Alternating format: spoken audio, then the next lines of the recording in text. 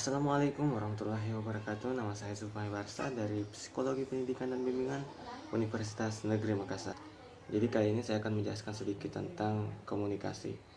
Sebagai seorang manusia, kita sangat melekat dengan yang namanya komunikasi. Mulai dari kita lahir sampai sekarang ini, kita pasti sudah tidak asing lagi dengan namanya komunikasi. Saya akan memberikan komponen-komponen yang ada di dalam komunikasi. Yang pertama, orang yang mengirim pesan, media, dan orang yang menerima pesan itu. Jadi ada 4 prosesnya, bisa jadi ada 4. Nah, menurut prosesnya komunikasi ini dibagi menjadi 2. Yang pertama komunikasi satu arah, yang kedua komunikasi 2 arah. Yang satu arah ini bisa saja tidak mendapatkan feedback dari orang yang menerima pesan, tapi kalau 2 arah itu ada feedback dari orang yang menerima pesan.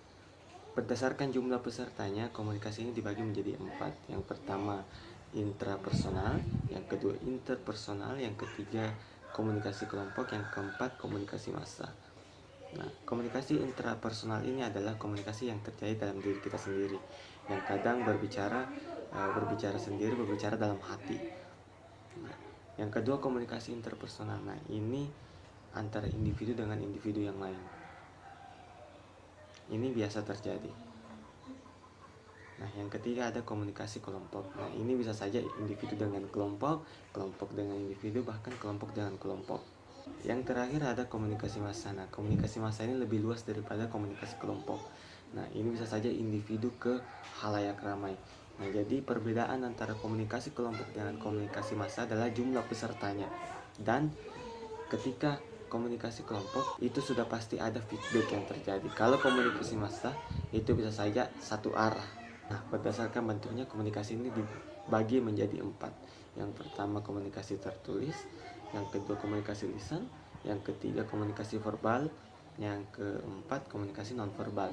Yang pertama komunikasi tertulis. Nah, sudah jelas ya, ini tertulis dan penyampaian pesannya bisa saja akurat.